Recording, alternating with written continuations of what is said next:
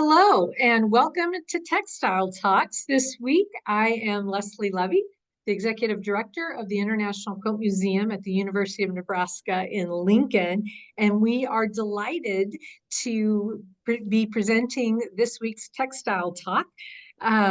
Before we begin, I want to thank those organizations that partner with us each week to bring Textile Talks. That includes the Quilt Alliance, SAQA, and Surface Design Association.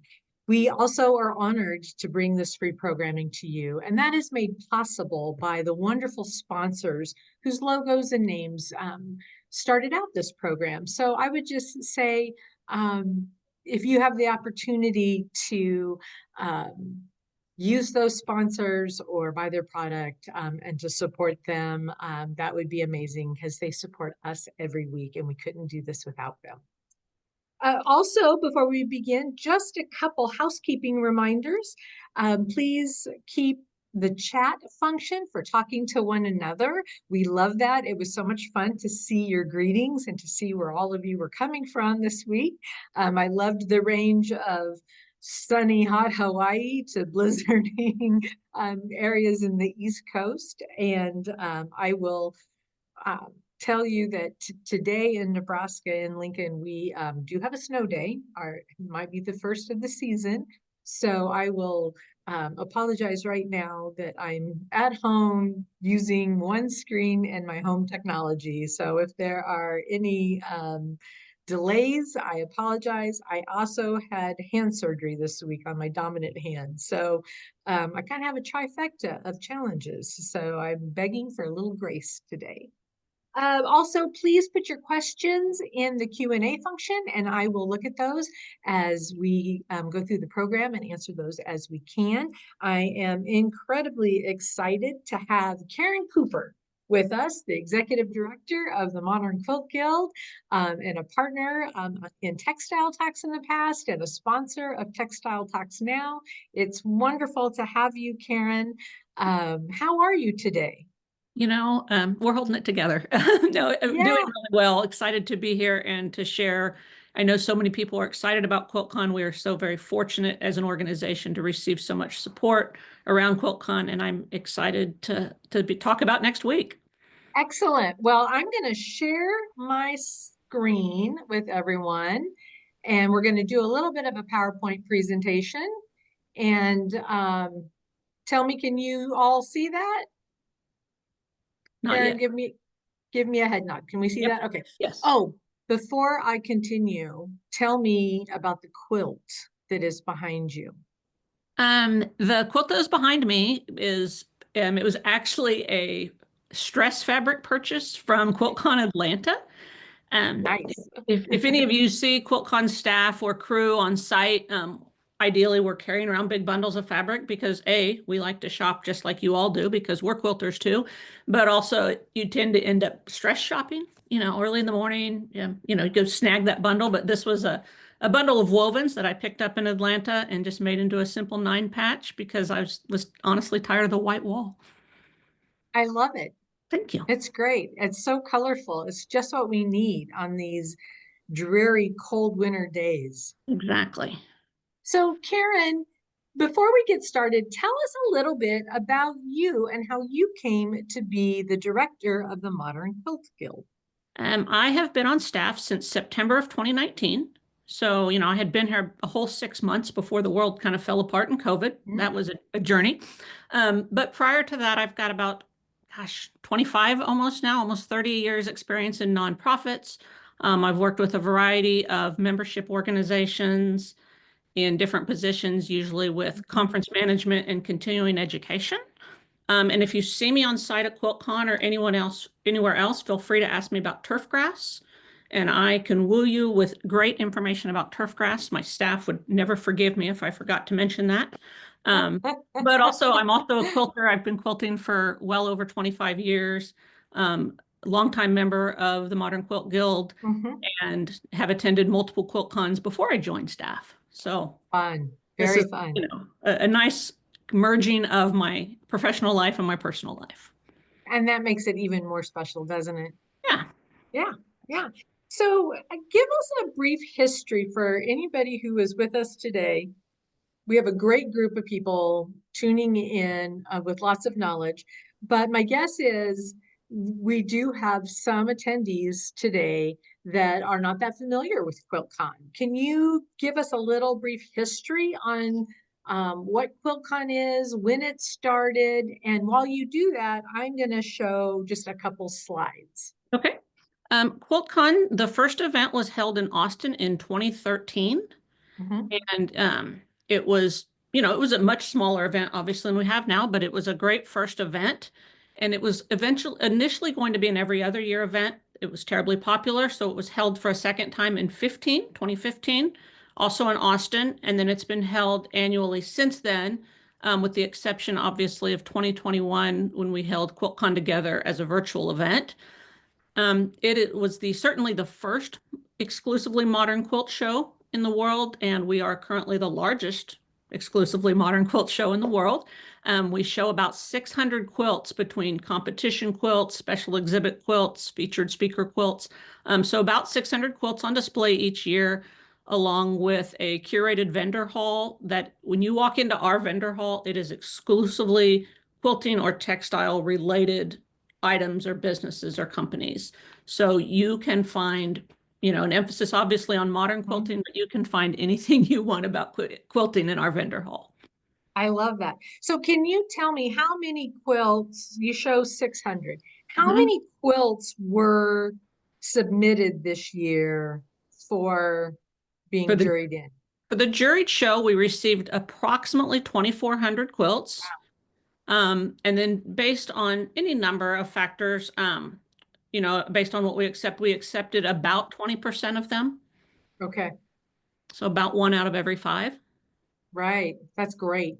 So I'm showing you right now, right? 2013 was the first year for QuiltCon. This was the Best in Show by Victoria Finley Wolf. Double-edged love. Love this piece. It's so awesome.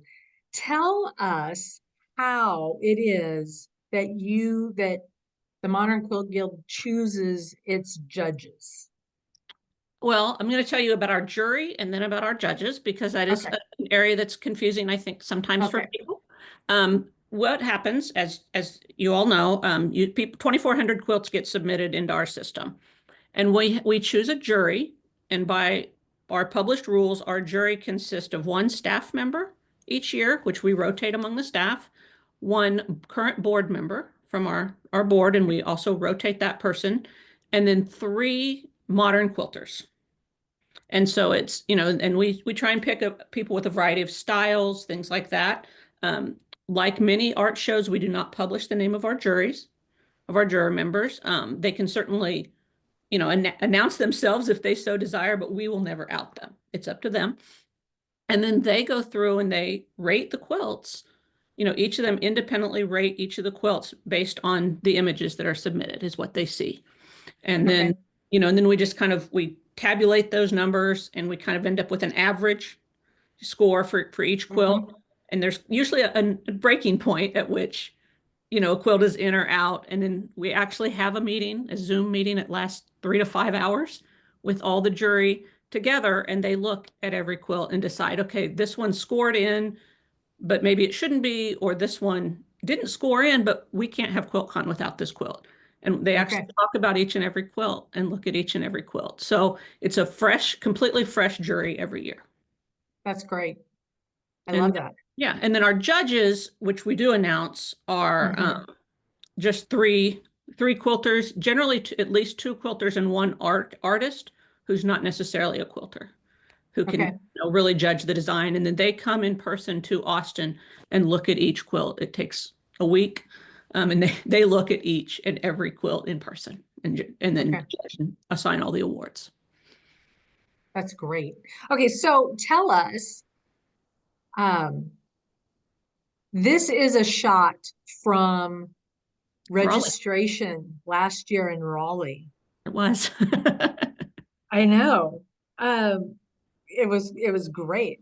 This may have even been the first day. I would guess based on that. Though Can it's you certainly it's can certainly right before we open It's certainly right before the hall opens. Can the public join and come to QuiltCon? Yes, absolutely. The public can come and they can buy the 4-day passes. They can buy a day pass. We actually advertised to the public last year. We had billboards clear across all the interstates in North Carolina. I mean, it's a show. Obviously, we get a lot of quilters who aren't necessarily modern quilters or don't consider Yeah. themselves modern quilters. We also get a lot of just people who are interested in art. You know, the really great thing about our show is most of the quilts on display are original design. And so it's something that you're not going to have seen anyplace else. And I've seen people that just like to walk through, and even if they're not necessarily quilters, or maybe they don't love each and every quilt, they like to look and see, how was that done? How did they do that? Like the Yeah, sheer skill, the technical skill and the artistic design skill, and even just the skill of the way they put colors together is so amazing in our show. it is. It is a visual buffet for And then, sure. and then honestly, I tell people that the quilt show on the vendor side is just as good as the competition quilt show. All those booths are so beautifully decorated with quilts from their shops or from their members, you know, their Mhm. employees. And it's just the entire 4 days is just a visual art, almost an overload. You know, you need to go home and sit in the dark afterwards and just let it all I process. do. Well, and to think about, what resonates in your mind after you've seen all of these quilts, what's bubbling up to the top. That's always fun, I think, Mhm. as well. So where can people can buy tickets still online, or They is it can. now Nope. just at Nope. QuiltCon? You can buy tickets online at quiltcon.com. Clear Okay. up All right. until yeah, clear up until the show starts. Excellent. So this is a picture of people waiting to get in. There's always a buzz about QuiltCon. There's always a buzz while you're there. People are talking, people are excited. Um, what excites you about QuiltCon, or what do you think creates that buzz? I think what is exciting about our show is, first of all, it's just the range. This is a great picture. The range of ages of the people that we have.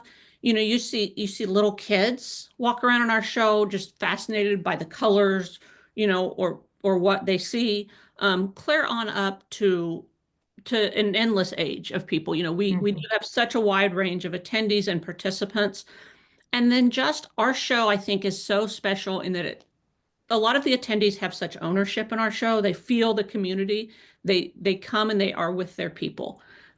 Like for example, in 2022, when we were last in Phoenix, it was right after, or kind of that, it was really the first time that everybody was out again for a lot of people. And I think being able to come together, we had a smaller crowd, but being able to come together and be with people again was so special. Mhm. Another thing that's really exciting about our show is so many of the people are present and active on social media, Instagram, and they know each other by their Instagram handles. Yeah. And you forget that you don't know many of these people in person. Mhm. And last year, I was on Wednesday night when people were picking up their badges. I had a prospective vendor that I was giving a tour to and talking to him about, and he was just watching to get a feel of our show. And like 3 people came up and hugged me, and he's like, "Oh wow, how long have you known those people?" And I'm like, "Yeah, I've never met them before. Never. Never. Yeah. You know, we follow each other and we've chit chatted and we were looking forward to meeting each other." And that's just, you know, so they come with people that they have, you know, been with forever, you know, friends with forever, but then they also come and they meet their new people each year. Before I worked for the MQG, my best friend and I traveled to QuiltCon a few times together and hung out and did Mhm. our thing. And then the first year I was on staff, we didn't go together because I was on staff and she had a life. And then after that, I conned her into joining our crew as a volunteer. And so Yeah, now she comes with me each year and we do QuiltCon together still, you know, because you're with your people. I love that. And I do think too, right? This is a picture of the vendor side of QuiltCon from Raleigh last year. And it harkens back to what you said about the vendor booths being beautifully curated themselves and Mhm, showing there's a lot of diversity in the vendors. I love that. There's something for everyone. There's some nonprofit booths. There's, mhm. obviously industry. Um, Tell us what sorts of things that you have offered in the past at QuiltCons that have really resonated with people and that you're offering again this year? Well, like I talked a little bit about just that our booths, Hmm.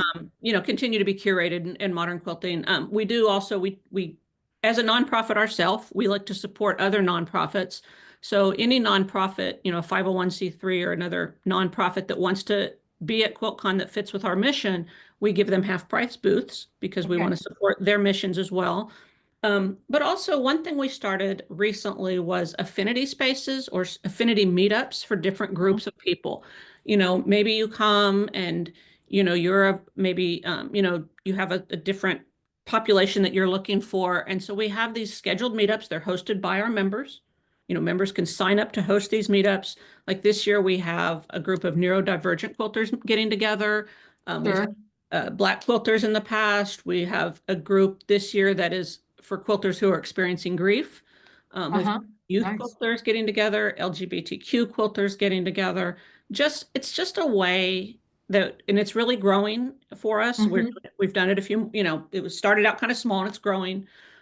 Just a way for people to get together and meet like people, people with Sure. like interest or like experiences. I know that last year I had somebody come up to me. He was an older man and he had been at the LGBTQ meetup, and he said, "This is the first time I've ever come to a quilt show and found my people and felt like I fit." Hmm. And that told me that all the work we do all year long is right because this isn't just a place to come see quilts. It's a place to come and meet people and find your community. Sure. So I love that you just said that because one of the questions that we have is, can you explain why QuiltCon is just so much more fun, capital letters, than the other quilt shows? And I think that's why, right? I mean, I think it's because people can find their communities and they Yeah. can find like people and they find their friends and there's just you just have more fun when you're with the people that you think alike, you have the same interests, Mhm. or you get to meet the people that you've always heard about or Yes. that you I follow, would agree. No, I would totally agree with that. One thing that is very popular at our show is it's kind of started out several years ago as quilty clothing. Maybe you'd see somebody in a Sure, coat or a fancy sure. jacket, and now it's the dresses and the bags and the coats and the Mhm. jumpsuits, and there's different. There's a vendor who's has themed days, encouraging people to wear different types of clothing each day. Yes, yes, And yes. and I think once you see somebody else in a maid outfit and you're in your maid outfit, it's an open door to talk to somebody. You Sure. can go up and ask them about their bag or their outfit, and that kind of is a conversation starter. Yes, I And I agree. think that's one thing that really makes our event so special. It's that the sewing or the quilting is not just a hobby, it's a lifestyle for so many. Absolutely. I want And to answer a couple more questions while that are close, kind of about what we're talking about. yeah. Um, Somebody has asked, where can they find more information about the infinity groups? The affinity groups, if you go to quiltcon.com, you can find our interactive daily schedule, and they're all under special events. Um, we've also got some information, a link to them on our website, on the quiltcon.com site, about under accessibility. You can find that schedule. Is there an online component to QuiltCon? We do not, it's not a hybrid event. It is all our attention, all our energy is in the live event. This year we are recording the lectures and they will be available for purchase after QuiltCon. Once our staff gets home, has a couple days to breathe, we will start selling the lectures for a short amount of time Okay, individually. okay. Um, let's go on to, I want to show another slide. These are some youth quilts that were entered the last few years. And we have been fortunate enough to bring into our collection. How did the youth category get started as a feature of QuiltCon? You've asked me, you've stumped me. I'm not Oh, sure. good. I honestly, I don't know whose idea that was. Uh-huh. I know it's been around since the beginning of QuiltCon. But I do know that we are one of the few shows that actually Mhm. juries in youth quilts and judges them and treats them, and they win prizes just, Yeah. they're treated equal to the rest of our categories. Hmm. And it's really fun to get to meet these artists, these kids, these young artists, because so many of them do, to come. I think for them to be able Yeah. to come, often with a parent or a Hmm. grandparent, and see their work Yeah. hanging, something they've done, just like their mom or their dad or Yeah. their aunts, their uncles, and then they come and they see it hanging with everybody else's. It's It's that, pretty magical. yes, it's that, and you watch these kids, and it's so much fun to see that, to see them realize and see it through their eyes that, oh, wow. And it's a neat way, obviously, I mean, from a business standpoint, great. We're funneling future talent into the industry. I mean, that's a no-brainer, obviously, but it's just that neat. It's just one more, I think, special thing about our community is Yeah, that I the way agree. our Totally. community values the youth and encourages the youth quilters. So we have a few more questions, and I stopped sharing my slides so that we could answer a few questions, Okay.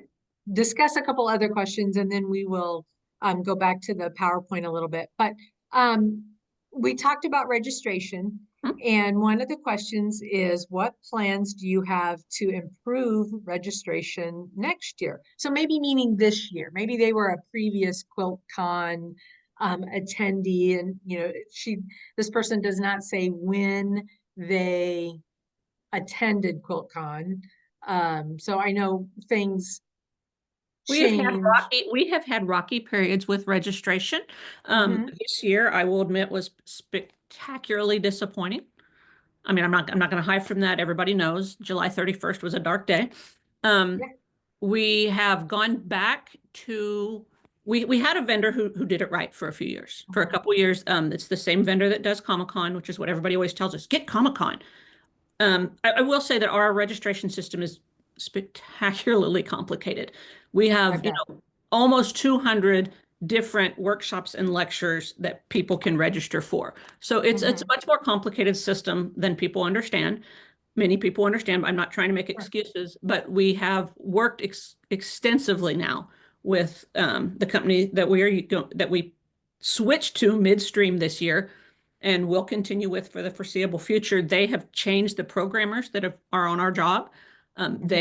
Have they are coming to QuiltCon. They want to see the event. They want to do a better job understanding it. So all I can say is that nobody is more aware and has lost more sleep over that registration problem than me and my staff. Nobody. I No bet. matter how I bet. upset people are, nobody has lost more sleep than us.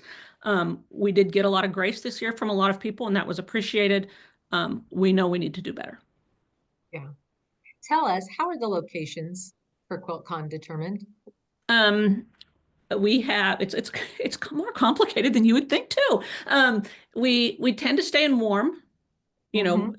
southern cities simply because that's where people want to go in February. February is our slot, so to speak, in the calendar. It's where it fits with all the major vendors. People plan their time. They know that February is where we are.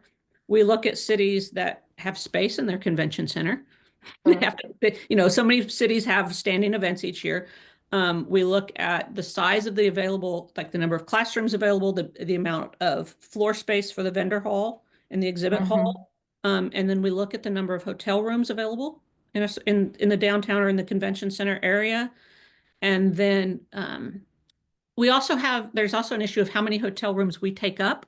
We don't, Sure. we don't take up, honestly, because people are coming on their own dollar with their friends and they share rooms. We don't take up as many hotel rooms as, say, a 15,000 person conference in tech might. Because if you come and your job is paying for your trip, you all get your own rooms and you have a great time and you take up a lot Yeah. of room. Our people come, understandably, because they're spending their own money and they're with their friends, and they stay in Airbnbs, or they stay, 2 to 3 to 4 people to a room, and we just simply don't take up as many hotel rooms. So Yeah. some cities have not wanted us. Sure. Um, but it's a complicated system, and we're constantly looking at cities that are, good for our members. Right. Right. So, a question for you. Tell me about the mini swaps. Okay. What are the mini swaps? The mini swap is it's make a mini, make a friend is Uh-huh, what we call it. It's kind of a fun idea, and it's been going on for several years. People sign up, members sign up in the summer. In uh-huh, the summer, you get to answer all kinds of questions about what you like or don't like. You get to yeah, decide if are you planning to come to QuiltCon? You want to swap in person? You want to sure. swap by mail? And we pair all these people together, and then they make their minis, and it's often it's supposed to be a surprise. So sometimes they'll share sneak peeks, online what their mini looks like. And then once we get to QuiltCon, and I should know this, so I'm so embarrassed, but I believe it's Friday night at QuiltCon. We have a time where the people come and you swap. You find your Mhm, person and you swap with somebody, you swap with your person. You get sometimes they're new to you, you get to meet them. And then the fun. idea, and you see so many pictures on social media, it's so much fun. The idea now is now you have a friend. You have a new friend. Yeah, yeah. And I just saw a comment pop up from Tiffany Baxter, and she shared this picture on Instagram of all the minis she's gotten each year at QuiltCon. Fun. You What a know, and fun idea. right. It's just so much fun that's her thing, is her art, and so, but it's just a neat way to make a contact with somebody. And it's, I think, something special that we do. A lot of people do swaps, but I think we're one of the few places that creates the opportunity to swap in person. Mhm. Um, there's also, you have different group quilts. Can we start with the challenges? How are the challenges decided each year?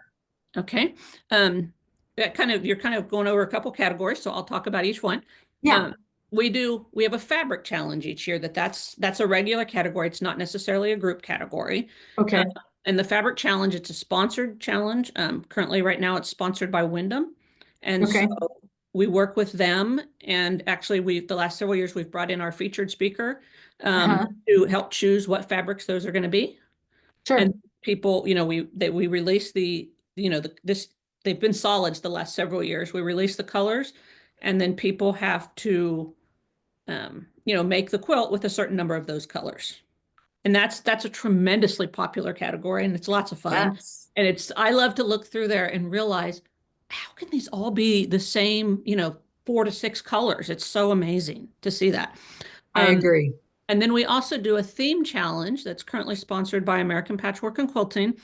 And that's where, and we give ideas to the company, Mhm. but they end up making the final choice. And this year it's transparency. It's been log cabin in the past, which anybody that knows me, that was my favorite.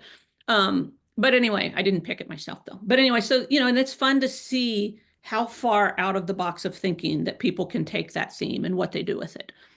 And then another thing we do, and I think this is the group and the challenge. um, we do what's called the community challenge, community quilts challenge, and we come up with a theme and a color palette, but it's not a sponsored. So, if we say the colors are these shades of blue and green, then you use any fabrics, prints, whatever, your group wants to make. And the idea is that you either make it within your Modern Quilt Guild, or if you're an individual member with up to, 5 or more of your friends, and you just make this quilt, and then we display up to 80 of them, and then they are sold to benefit a charity. The last several years, we've offered the opportunity to sell them at QuiltCon, and then we donate that money to a local charity. Last year, we donated $12,000 to charities in the Raleigh area. That's amazing. And It's I been also think it really speaks to the generosity of quilters and of those who attend QuiltCon, that they, and even those who aren't able to attend, but learn about the community quilts through your emails and your online presence, and to give people the opportunity to participate and buy one of those community quilts, and exactly. give back. So that's fabulous. I loved that. We've already sold, I think, 6 this year so far. So they've been on sale for That's about a great. week, and then they'll continue through the show. Here's a question. You said there is somebody who has suggested clothing themes for each day. Is there a place where they can find more information about that? Ruby Star Society is managing that. So I would recommend checking some of their information out on social media. They've got quite a bit of information about it there. It's not an MQG managed excitement, but it's through Ruby Star Society. And wheeled bags and carts, are they allowed on the vendor floor? Yes. Excellent. Okay, I have another question for you. Um, we talked a little bit about this. You kind of mentioned it in an answer that we were talking about earlier, but why would somebody who isn't a modern quilter go to QuiltCon? I would think that anyone who is interested in art at any level would appreciate QuiltCon simply because of the visual creative experience. When Mm-hmm. you can walk in and you can see these, the 600 quilts, 600 approximately quilts that we have on display, and every single one of them is different. And Yes. just to experience, appreciating and looking and exploring people's creative journeys. We have the artist statement there, so you can learn what maybe they were thinking or what inspired their message. I think actually in Phoenix last time, my husband, who's a amateur photographer, one of his friends came to visit from California, and I was able to take them through the show. And he has gone to other quilt shows since then Yeah. That's because good. he was so blown away by just the Mm-hmm. creativity, and the different things you could see and just the use of color. So I think anyone who appreciates art at any level would appreciate our event. Oh, I agree. Um, a dear, well-known individual has asked the question, how would you say QuiltCon quilts have developed and changed over the years? So it's a little bit about what you were just talking about, but how else would you answer that? I think obviously as time goes by, Mm-hmm. people's talents have grown. First of all, we have, more people are attracted to modern quilting every year. Yeah. And obviously, the bigger the pool of artists, the more diverse the work you're going to see is. I'm sure when I think back to those earlier quilt cons, they were much smaller, a much smaller number of quilts on display. And I think that the idea of a modern quilt was so mind-blowingly different at first to people. You use only solids, or you do this, or you do that. And it was just, I think as it's grown, people have been inspired by what they've seen, Mhm. and they've taken not only just, I don't want to say, because when I say that, it sounds almost like they've copied what they've seen, and that's not true. I think they come to the show, or they see the modern quilts online, and they get excited about what they see, and then they realize I can be inspired by this, or I can, I just think it's that as I, one of my favorite things is a rising tide raises all boats. And in some ways, I think it's like this: as our show expands and grows, and as modern quilting grows and brings a more diverse group of people into it, the art you see coming out of those makers is going to be Mhm. greater and larger and more diverse. Does that make sense? Yes, and I think And just more talent. I mean, the longer you do this, the better you are at it, and the more you explore your own abilities. And right. And I also think that Instagram and the photos from QuiltCon and the photos that show um, when a quilt maker has entered their quilts in QuiltCon and they're waiting to find out if it gets in or not. I think when those images and that information is shared, it really helps inform a wider I audience agree. of just how broad the design concepts can be and the artistic freedom that goes in modern quilting. I agree. Um, I think that there's so many things that influence us as we think about the quilt tops and the designs that we make, right? Yes. Yes. What speaks to us, the colors, the designs, the structure, that really it is um, it's impressive to see the diversity of quilts. It is. Each year at QuiltCon, it gets more and more diverse. There is a person who has said years ago when QuiltCon started, modern quilts were defined as utilitarian.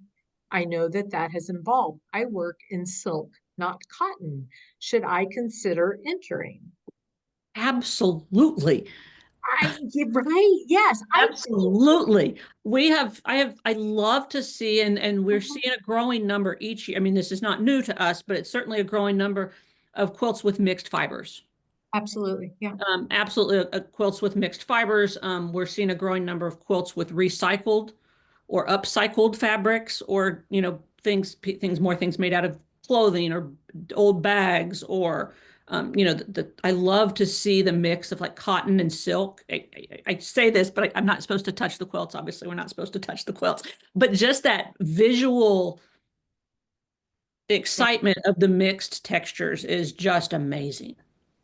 And I would love to see that grow and develop. And I think kind of along the lines of what you're saying, when people come and they see a quilt that's inspired by nature, or inspired by, a statement, or even inspired by current events, inspired by another piece of art, and then you just see that grow, like, oh, it never occurred to me that I could make a quilt based on my summer vacation and what I saw. And just, I think we just see more and more of that.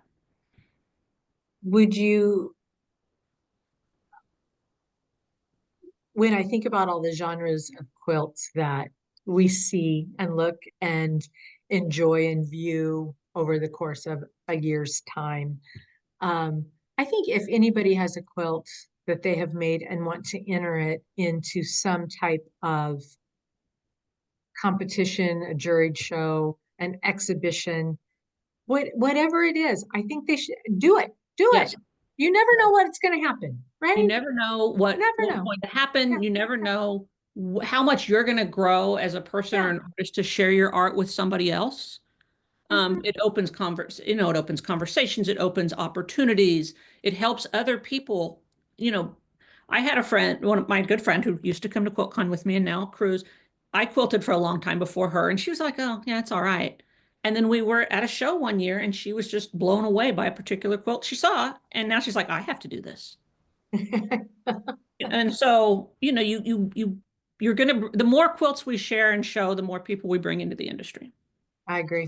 I'm going to share my screen again and go back to um, the PowerPoint because there's just a couple things, um, just a couple slides I want to talk about. Great. Karen, you and I have had the opportunity, while I start doing this, I want to keep talking, but you and I, Karen, have had the opportunity to visit and talk and plan together around QuiltCon. And as I mentioned, I'm showing you again the screen of two youth quilts that were in different QuiltCons. Um, this slide right now are some quilts that are winners from previous QuiltCons Hmm? in the past, and also are now part of the Modern Quilt Guild collection that is at the International Quilt Museum. And Karen, you and I have had the pleasure to work together to create this endeavor. And tell me a little bit from your perspective what having a quilt guild collection at the International Quilt Museum has meant for your organization. I hate to start with this word, but in some ways it's just one more form of legitimacy for us. Uh-huh. I think we as modern quilters know that modern quilting is real. We know it's vibrant and important, and we believe it's a considerable portion of the future of quilting. Mhm. But when we see, when you all came to us in, I think it was late 2000, mid 2000, to talk Yeah. about this collection, it was just a good step forward and an opportunity for our artists to be recognized on an international basis, and just a way to help bring modern quilting maybe to a different also group of people, of quilters who hadn't really experienced it before. Maybe, oh, that modern quilting, it's new, it's an upstart, it's not this or it's not that. My mom and I argue a lot about that. Also a quilter, not a modern quilter. But Mhm. I think for so many people, when you all started, collecting them and purchasing them and showing them and displaying them, it was huge for our members, but I think it was huge for quilting in general, just to bring it to the forefront and to say, this is this is a legitimate part of the quilting industry, and it's here to stay. One Sure. of the things you all did, gosh, I don't remember when, but it's on some note cards I have. You did the old and new contest Uh-huh. you had where people could take, images of quilts in your collection and make a modern version of it or something similar to Yeah. that. That Yeah. was It was a so much. modern meets modern mini There we quilt go. challenge. Yeah. That was so much fun, and I think it was such a Mm. neat way to help demystify modern quilting in some ways. Sure, sure.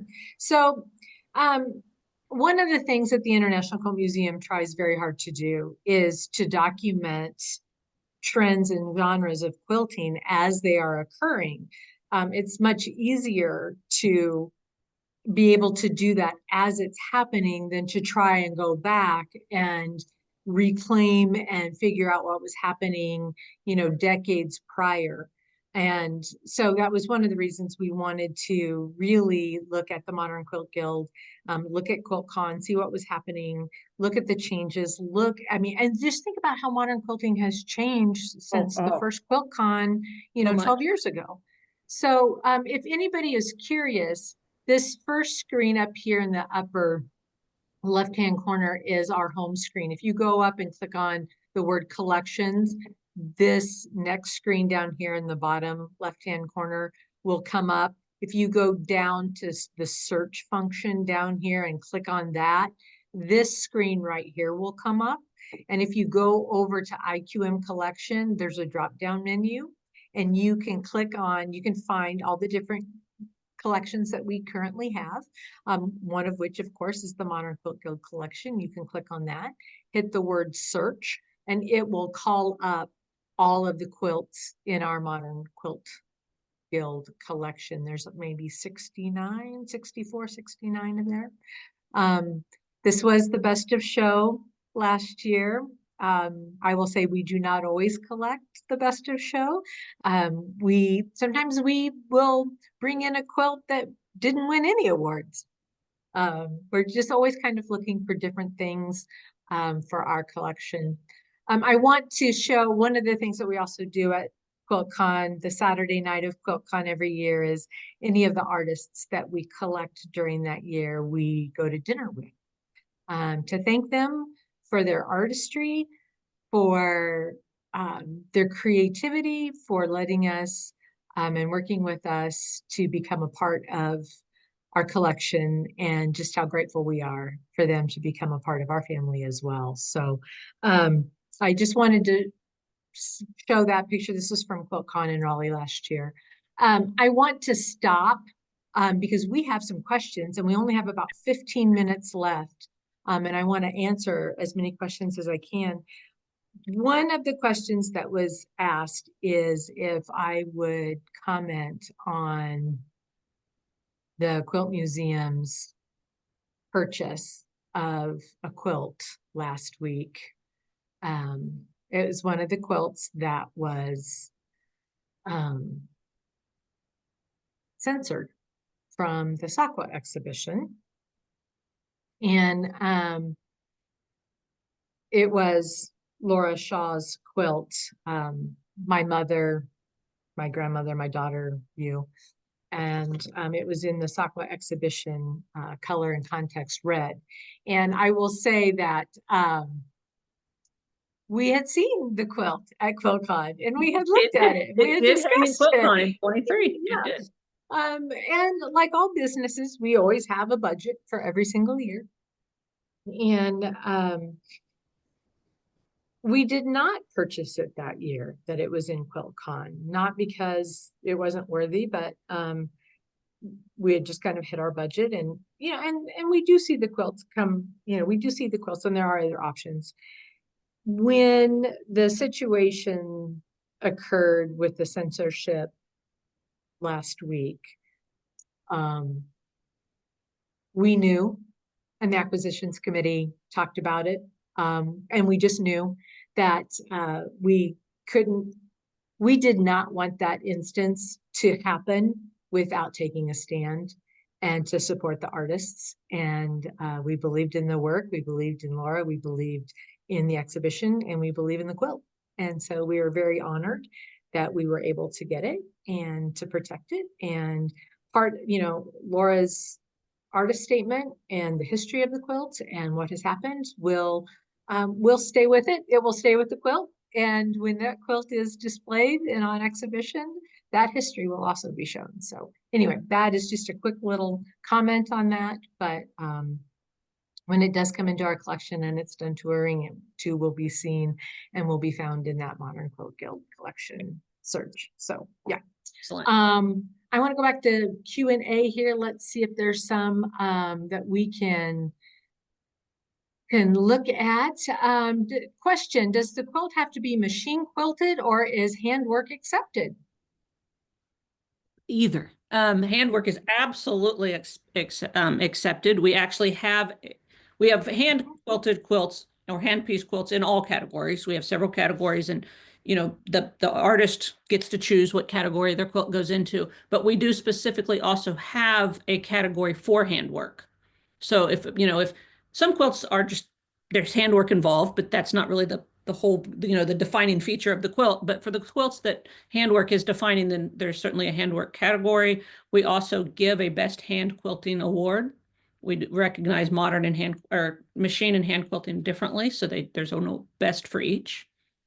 So absolutely hand quilting. We actually we have a couple staff members who almost exclusively hand quilt, so we have some kind of internal struggles on staff between what we prefer. So it's a little good-natured battle there, but yeah, certainly hand quilting quilts have a place. Absolutely, absolutely. Can one belong to the Modern Quilt Guild if living in the UK? Absolutely. We about, I should know this better than I do. I think it's about 20% of our members are outside of the United States. Anybody can join anywhere as an individual member, and then they have access to all of our resources. They're allowed to enter quilts and QuiltCon in that, or you can also go through our website and find a guild in your local area, and we have several guilds in the UK. Excellent. Question, when is the deadline for entering QuiltCon 2026? QuiltCon, the submission window is open each year from September 1 to October 31 for the following QuiltCon. We've standardized those a few years ago, so September and October. And can you tell us where QuiltCon 2026 is? We are going back to Raleigh next year for 2026. And then we will announce 2027 in early April. So after we've wrapped up QuiltCon 2025 and gotten all excited, then we'll let everybody know where we're going in 27. Excellent. How about artist painted fabric or embroidered work that is quilted, or does the work all have to be pieced? The work, our rule as what we define as a quilt is something that is 3 layers. So 2 layers of fabric and a layer of batting or filling and a finished edge. So if it's a whole cloth quilt that, one piece of cloth that has been embroidered or embellished, that is eligible, just as eligible as something that is pieced, or what is more traditional considered a quilt. Okay. So the defining thing is the 3 layers and the finished edge. Okay. So here's a question. Some people won't enter a quilt or won't enter a show that doesn't have a certified judge. When is QuiltCon going to have a certified judge? QuiltCon, part of our judging rules used to previously included a certified judge by the National Association of Certified Quilt Judges. That's a tricky, long one to get out. We moved away from that requirement because we feel that the certification process that they currently have does not take into account modern quilting. Okay. And I sat through several, I go to judging, I listen to the judges. The quality of our judging is very important to me and to all our staff and our entire organization. And we just as a group felt that at that point in time, when we discontinued the requirement of it being a certified judge, we felt that the certified judges and their standard of judging just did not account for the different features of modern quilting. Okay. So when they change their training, then we will reconsider. Thank you for answering that. It's always difficult, right? Judging and jurying is always tricky for every show and every, Very much. the parameters of it are always um, difficult. But you do also review every year after QuiltCon. You review your policies and your procedures Absolutely. and how things went. And my understanding is as a organization, you look at that every year and try to Absolutely. make improvements and take in people's We take in comments and we take in the feedback that we get from people, the constructive feedback. We look at the experience that people had. We look at how sure. we felt as staff and what we saw and where we can, we keep a list as we go of what do we think Hmm. are problem areas so that when we get post the exhaustion and the emotion of the event, that we can make Right. rational decisions. And sometimes that results in change, and sometimes it Uh-huh. doesn't. But we do try very hard to look at all sides of the issues, and we review those policies each and every year. That's awesome. I love that. So there's some questions in the Q&A that are kind of specific to registration, to some of the logistics of being at QuiltCon. If people, I realize we are a week away from QuiltCon and you guys are, you are drinking from the fire hose right now. But if people have specific questions about some logistics and some things that happen once they pick up their badges or some questions that they have once they get there, is there a place that they can direct those questions to on your website, or is there a person that Um, handles those for right now? the best bet for questions to get the best answers at this point is register at themodernquiltguild.com. It's a general email, but it's also one that multiple people answer. And so it gets answered relatively quickly, or you can also use info at themodernquiltguild.com. And Okay, those thank are you. And Lucy just put that in the chat.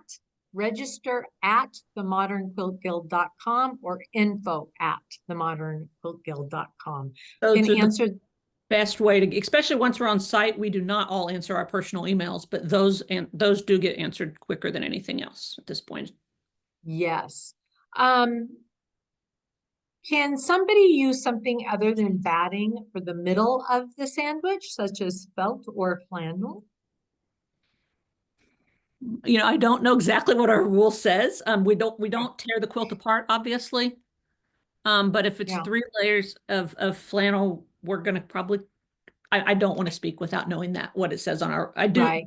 go to our website, quiltcon.com, Hmm. and look at our rules and our policies. And it will say specifically in there if it has to just be 3 layers or if it has to be batting. I should know that, but I do not, and I do not want to say it wrong to this crowd. Well, I appreciate that. There is you cannot be an expert on all things. I Uh, try, but I don't know. right, I know. I love that. But also, I will tell you, there have been some people that are wanting to know when QuiltCon's coming to Tennessee or to Vegas, or I'm sure that you guys have a list of places We that, do. And yes, again, yeah, we'll keep looking at what yeah, cities have room for us, what cities are the right size. right, Like right now, I know that Nashville, I'll speak to Tennessee and Nashville because yeah, I know we're almost out of time, but that particular Nashville QuiltCon in 2019 was very well attended, very popular. Um, I was not on staff then, but my staff talks highly of the facility and what a great city it was for us. Right now, Nashville has grown so much in popularity that we're not quite big enough for them. okay, Their calendar is very crowded, and we are not quite big enough for them. But yeah. we will do our best to keep finding good cities that fit for us. Exactly. And always, we would love to see you up further north, but we appreciate wanting to go somewhere where it's warm in the winter. We are almost out of time. I do want to say, please, for those of you who joined us today, thank you so much for being with us in this um, QuiltCon preview before we head to Phoenix next week. I will be there. I'm looking forward to seeing you. Anybody who's attending, if you see me, for some reason, please come up and say hello. I would love that very, very much. I would as well. Yeah, if you have any questions, happy to answer them. Next week, join us for Intertwining Identities presented by Surface Design Association. If you're not already headed towards Phoenix, please dial in. We would love that.